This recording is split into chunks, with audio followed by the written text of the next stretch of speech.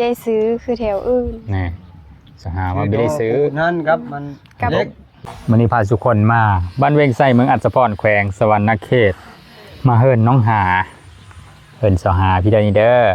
บ้านเวงน้อยเธอก่อนนั่นล่ะ FC จากเยอรมันเพิ่นฝากเงินมาเฮิรนน้องหาบัดนี้ล่ะเพิ่นก็ฝากมาเฮิรอีเพิ่นว่าอย่าเฮ็ดห้องน้ำที่ค้างคาอยู่หั่นแล้วก็เฮ็ดเฮิรนโคอยู่หั่นอีตอนนี้ก็บ่ายโมงแล้วพี่น้องเอ้ยขึ้นไปเบิ่งก่อนสหากินข้าวกินน้ำกินข้าวเทงแล้วบ่มาฮอดแล้วก็เห็นสหายกพาเข้าลงมาแล้วโตระดับบ่ายโมงแล้วเราเฮ็ดตะเหิงคือละแม่นบ่ทำเป็นแค่กระตันนี่คือเราหากะเฮ็ดนี่เหรอหากะเฮ็ดสงเทงนี่ยกข้าวเย็นเอากำลังจัดแจงเรื่องพาเข้าตอนนี้นะยกเป็น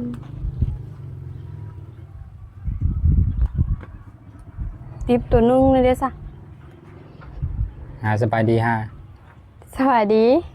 มื้อนี้ไม่ได้ไปซะบ่มื้อนี้นะบ่แล้วเราเกี่ยวข้าวซะย่างเลยเข้าเพิ่นให้ย่างนะเขาเฮออยู่เฮิรนฮะเขาเฮออยู่เฮิรนมื้อนี้นะเข้ากลางยังเลยแต่เข้ากลางแม่นกับเขางั้นบ่บ่เข้ากลางอย่างเดียวโอ้เขางั้นแล้วบิได้เฮ็ดบิได้เซอร์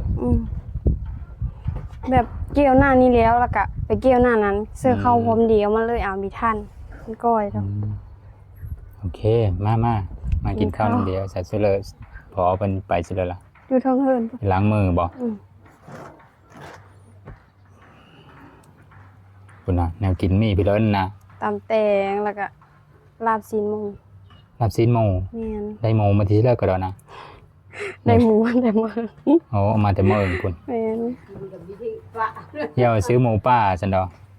เขามีก็ได้หมูป่าบ่แม่นได้แต่สูงยำผลภาษาบนขึ้นป่าได้ยำผลยูทูบเบอร์สายป่าแล้วมักได้หมูเด้เนี่ยเป็นเด็กกินแล้วบ่ยังกินทุกคนหุ้มยุบซะเอาเป็นกระหากระลงมาเห็นกบไม้แก๊สอยู่กบไม้เฮ็ดไปเลยว่ะพลานรถเฮ็ดพลานรถไทยมีพลานมันไปหนเข้ากระเป๋าเข้าตกง่ายเลยแบบนี้แหละ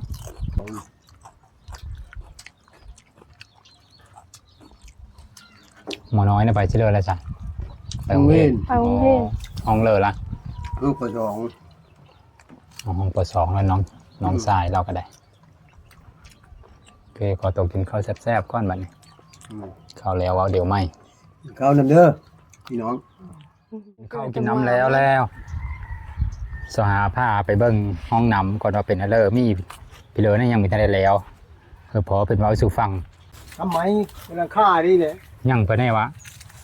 อันมุ่งมั่นกับโค้งอันกับไม้อันนี้นะยังเท่พื้นนั้นเทพื้นก็ยังเนาะห้องนี้นะแล้วห้องนี้แล้วห้องนี้มีทันได้เทพื้นห้องอาบน้ำห้องนี้นะ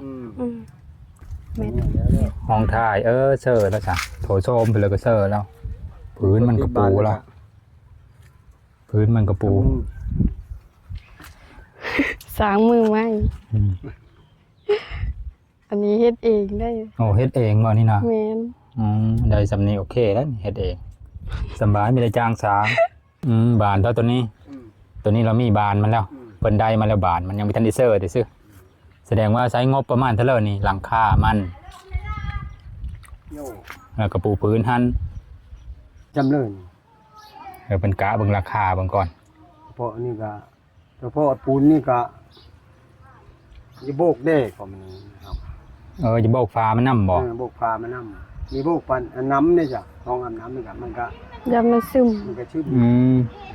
กันโบกน้ำกระไรชอบแต่ละจะนอปูพื้นแน่แล้วก็โบกแน่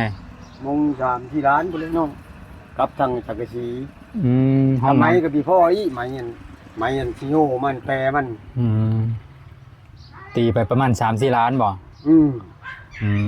3-4 ล้านแล้วหมดเลย3-4 ล้านจนใช้ได้เลยซื้อสังกะสีไปเลยไม้เล็กตะปูโอเคได้สินะนี่ผู้เลยช้างนะนี่นะลูกเคยนั่นครับลูกเคยเป็นช้างเคยคักแล้วจะมีที่จ้างช้างประหยัดปีก็ไม่เป็นเฮ็ดส่งผมให้ไม่มีเงินจ้างก็เลยเฮ็ดเองเนาะเก็บเงินได้จะได้มันแพงเดียจ้างเขาแพ พงและจางสางกะ อืม ตอนเช้าก็ได้รับหมื่นบัวเมื่อเช้าเขามีเงินหมื่นอีกครับ ยังบ่ทันเคยเห็นเงินหมื่นเป็นว่า ได้แล้วหมด มาเฮิร์นโคได้วันนี้ไปเบิ่งเฮิร์นโคเป็นนั่นเลยกาละเฮ็ดชำเลอเฮิร์นโค เอาไปเลย แม่เฮ็ดแถวนี้ เสามันนี่เสามันก็ต้นเท่าเลิกมัน จะได้เสาบ่เสาไหมแล้ววะ มันเสาปูนเลย เสาปู เอา น เสาปูน ว่ามันจะได้ มีแพงกว่าเลยละเสาปูน ต้นละทะเลบุพันกว่าบ่1,500บ่ลิตรเลย เออ 1,500 บาทบ่ลิตรเลยบุ เสาหนึงนะ ไม่ได้ถามแต่เฮิงละ อืม ต้นละพันเลย จะได้เสาน้อยเสือ เสาน้อย เสาเฮิร์นเสือระดับนั้นได้เสาเฮิร์น เสาหื้นนี่เลย กันเสาเฮิร์น น้อยเสาหื้นผู้เสาหื้นไผ่พี่ เอาเฮ็ดลงมามุงนี้เลยบ่ เออมัน กระเดิบลงมานี่ในนั้นละ ว่าว ะ แล้วเอ็นลังเมื่อไร เฮ็ดเป็นลังเลย เออเอ็นลัง โอ้ นั่นน่ะนั่นน่ะ ใช้งบหลายเต็มแล้วในนั้นเสือ เดี๋ยว อย่าเฮ็ดกระเดิบลงมาลงแบบนี้ครับมีแม่นเนาะ เอาแล้วเดี๋ยวแล้วแบบเพื่อกะนั่นก็ยู่เอ็นเพื่อยู่เลย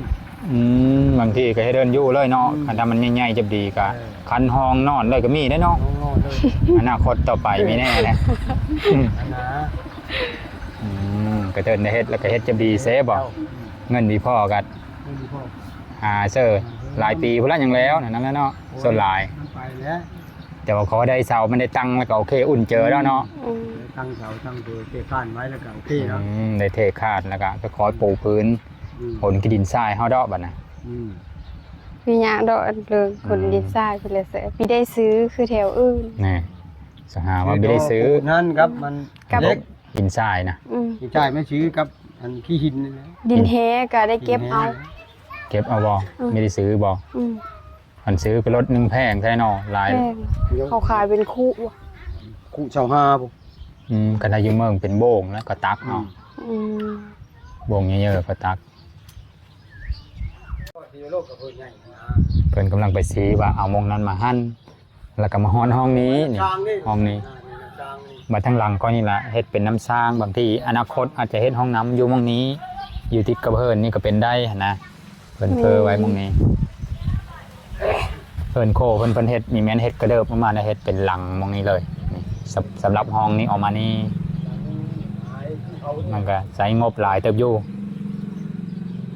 เงินที่เพิ่นเฮอมาก็น่าจะมีพอแล้วเพราะว่าเฮ็ดห้องน้ำก็4 ล้าน ตีไป4 ล้านนะอันนั้นก็ตีไปคร่าวๆสิได้4 ล้านหั่นน่ะบางทีเฮาอาจจะคิดหลายมีเป็นเปเลยอาจจะแพงกว่าหั่นก็เป็นได้เพราะว่าค่าอุปกรณ์ต่างๆ มันอยู่บ้านนอกบ้านนาเฮาน่ะมันแพง เท่ มันแพงมันมีคือ มัน แต่ ไกลจากตัวเมืองนะพี่เลือกก็แพงไม่ได้เพิ่นโบกค่าน้ำมกน้ำมันค่าใช้จ่ายก็เลยหลายแน่เพิ่นก็ซอยตามกำลังเพิ่นหั่นละ อืม กันถ้ามีพวกมีพ่อกะบางทีก็ เสื้อตื้ม เข้าเลยในเล้าก็เอาเข้าไปขาย เป็นเสาขาย เข้าก็พอจะกินนั่นบ่จักชอบมาแต่ละปีนะฮะ ได้ประมาณ 30ปลาย ซ้ำนั้นหนึงบ่ แม่น นี่แสดงว่ามีพ่อกินแล้วจ้ะ ได้ซื้อข้าวเพิ่มอีกนะ เอ มั้ง อแบบโบกเสื้อหน้านั้นบ่ แม่นล่ะทั้งหมดเลยนะ คันโบ แต่ ก ละปี เสื้อหน้า นะ นั้นน่ะคันปีได้เนี่ยก็50ปลายเนาะ 50ปลายสอบ อืม พอดีพ่อกินบ่ แม่นพอกิน มีได้อึดเนาะ บ่ ใครอยู่บ่ได้ซื้อข้าวก็ได้ คันมาโฮมหลายคนสิอึดนั่นเลย นี่ คันทอชูเฮาอยู่นี่ก็ ทางชูเม่อยู่ที่นั่นครับ พี่น้องสหาหลายคนประมาณจะคนมาหา ครอบครัวรวมทั้งอ้ายหมดคู่คนนี่ก็เก่าบ่ เก่าคนทั้งพ่อแม่นะ แม่น โอ้หลายคนแต่ได้ซะเป็นครอบครัวเยอะแล้วกันมาโฮมเดียวนะเนาะ แม่นกับลูกเต้าเขานี่ แต่งเขาลูกเพิ่ง สิบ เพิ่นมี ปลาย ลูก พุ่น เผ เลย อแล้วได้ลูกเผอลูกเขยมันล่ะ ได้ฮอดล้านละ เจ้าคนเดียวนี้นะ ลูกสาวเราเท่าผู้เดียวนี่ก็เลยมีเยอะไปเซอร์ลูกสาวนี่นะบ่เขาอยู่นำพ่อแม่นี่ นั่นแหละ อืม แม่เย็ดเฮ้ยเย็ดคักๆอยู่นี่นะ อื ถ้าม เป็นพ่อแม่ก็แค่นี้ เฮ็ดห้องโคก็เฮ็ดก็คักเพิ่นเนาะห้องโคกันเก่าแล้วห้องเดียวหนึงมานอนมีได้แล้วได้แต่เฮ็ดอยู่เฮ็ดกินทั้งแล้วห้องโคเฉพาะห้องเดียวนี่เจอะเอาตามกำลังเงินตามกำลังทรัพย์เอาหั่นละ แต่ต่อไปมีแน่อาจจะหาเงินหาคำได้กับซิกแซกเข้ามาอีกอะเป็นได้12 ล้านกับ500,000กีบเดี๋ยวก็จะหาก่อนเรานับมันก็คักบางทีก็ทอดเอาไปซื้อ ขนมน้ำทางก็มีนะก็จะนับมันก่อนนี่นะปลายมันตัวนี้นะนี่ ปลายมัน ตัวนี้นะปลายมัน500,000ตัวนี้นั่นนี่คัดละล้านคัดละล้าน ตอนนี้เงินก็ฮอดมือสหาแล้วเด้อ FC เด้อ อืม เพิ่นกับผู้เหยอเจอดีอยู่พุ่นละอยู่เยอรมันพุ่นน่ะคนลาวไปอยู่เยอรมันเพิ่นก็เฮ็ดเวแบบเฮ็ดเวเกี่ยวกับคอมเกี่ยวกับผลิตคอมไปเลยเฮ็ดโปรแกรมไปเลยจักอย่างนี่ล่ะเพิ่นก็เฮ็ดงานดีได้ไปอยู่พุ่นตั้งแต่ยังน้อยเพิ่นว่าน่ะไปเฮ็ดหนังสืออยู่พุ่นเลยเพิ่นก็เป็นคนเยอรมันแล้วล่ะเป็นเชื้อสายลาวหั้นนะสื่อสารภาษาลาวมีเข้าใจได้ ต้องเป็นภาษาเยอรมันพุ่นน่ะได้แปลไปเลยคุยกับเพิ่นก็ต้องได้แปลไปเลยบ่แห้งพวกเพิ่นอ่านภาษาลาวไปเลยไม่ได้เด้แต่ฟังภาษาผู้ไทยเสอะน่าจะพอหูเหลิงอยู่ก็มีสู้คำเดาะวันนี้ก็สิได้เริ่มเฮ็ดมื้อเลยหาเริ่มเฮ็ดห้องน้ำเฮ็ดเฮิน แล้ว โคน เข้า แล้วเข้าพุ่นเนาะ แม่น ก็ประมาณจักอาทิตย์กันละแล้วเกี่ยวเข้า ทิศหนึงเข้า อืม ก็ยังเหลือประมาณ4-5 เฮิร์ตนี่แหละ อืม หน้าพุ่นไม่ได้หลายไปเลย หน้าก็ไม่ได้หลายไปเลยใครอยู่ซะ แม่น คันหน้าลายจะเอาเงินไปจ้างเขาจะหมดซะเนาะ จ้างเขาเกี่ยวเข้า จางกำแพงได้เดี๋ยวนี้ ใครในหน้าเราบีลายไปเลย พอได้อยู่ได้กินหน้าก็ได้ไม่ได้เฮ็ดขาย แม่น อีประมาณจักเดินซองเดินพุ่นละยังมาอัปเดตเธอเพิ่นเบิ่งอีว่าได้สร้างพี่เหลือแน่แล้ว อืม ตามจุดประสงค์เพิ่นกับเพิ่นจะซอย สร้างห้องน้ำแล้วก็เพิ่นโคหั่นละคันถ้ามันมีพอในเลิกบางทีเพิ่นพิจารณาอีกก็แล้ว แต่เพิ่นสิว่าเพิ่นเบิ่งคลิปเพิ่นเห็นแล้วก็ได้ หรือว่าเพิ่นซอยใดสำนั้นตามกำลังเพิ่นก็แล้วแต่เพิ่นนั่นแหละเพิ่นจะซอยเด้เพิ่นเมตตาเฮานะว่าแล้วก็ได้ เห็นสหาแล้วเพิ่นก็เมตตาเพิ่นจะซอยจะสู้เพิ่นว่า อันนี้ก็ตั้ง FC เป็นได้เนาะ FC ก็มาเป็นละแบบแลพระเงินมาเฮ็ดเฮ็ดได้ชาญอยู่ดีมีแห้งทางคุณก็มีเจ็บมีไข้เหตุการณ์งานในเลิกก็ล้ำรวยพี่ก็คือว่ามันเนี่ยทุกอย่างอันนี้ จังไปกระดุกยะเพิ่นว่า ทุกอย่างอันนี้หาเงินทำก็หาได้เลยมีที่มีห้องคือเขาหมู่ฝ่ายก็บ่มีคือหมู่อยู่ไปตามภาษาบ้านเฮาละเขาก็มาขอบใจหลายๆที่มีน้ำใจช่วยเหลือก็อยู่ดีมีแห้งมีความสุขความเจริญทางอันเลยได้สมความปรารถนาเด้อสาธุ สาธุสาธุสาได้วันนี้เลยฮะ ขอบใจผู้ใหญ่ใจดีเด้อที่โอนเงินมาเฮ็ดห้องน้ำเฮ็ดเฮิรนโคกแล้วก็ขอหน้าที่การงานก็ราบรื่นไปได้ดี ขอบใจหลายๆเด้อ โอเคประมาณนี้ตามนั้นละ FC เพิ่นก็ซอยด้วยใจอีหลีเพิ่นก็ได้เพิ่นเห็นเฮาทุกข์เฮายากเนี่ยเพิ่นก็ซอยขอขมกกับเจอเพิ่นหลายๆคือว่าหั่นล่ะเงินซำนี้เฮาล่ะมีได้ง่ายๆเด้เนาะเงินหลายก็ดอนี่สำหรับเฮา เกิดมากันไม่เคยได้ ไม่เคยได้เงินระดับ10กว่าล้านมานี่โอ้12ล้าน5แสนกีบ น้ำหมู่น้ำบ้านน้ำเมืองไม่ได้แต่เงินชิบเงินเช่ามาแล้ว พอจะซื้อมากินแป้งโน่หั่นเนาะ คือเป็นโน่เท่านั้นแหละ อย่าซื้อแนวใหญ่ คือเนี่ย ก็ไม่มีแหละ ตัวนั้นมีเล็ดน้ำหมู่จะได้ดูลาเฮากับบื้นคือว่าเนี่ย โอเคประมาณนี้ละอีกจัก2-3 เดือนหรือว่าสิเซตถามสหาเด้อว่าเป็นแล้วแล้วบ่ที่แล้วนี่สิมาอัปเดตให้เพิ่นเบิ่งอีกเทื่อนึง นี่ก็เลี้ยวเขาแล้วน้ำลงมือเฮ็ดดอกมัน ประมาณจัก2-3 อาทิตย์นี่ก็คือแล้วคักแล้วเข้าน้ำก็เนาะ แม่น คือเริ่มเฮ็ดได้แล้ว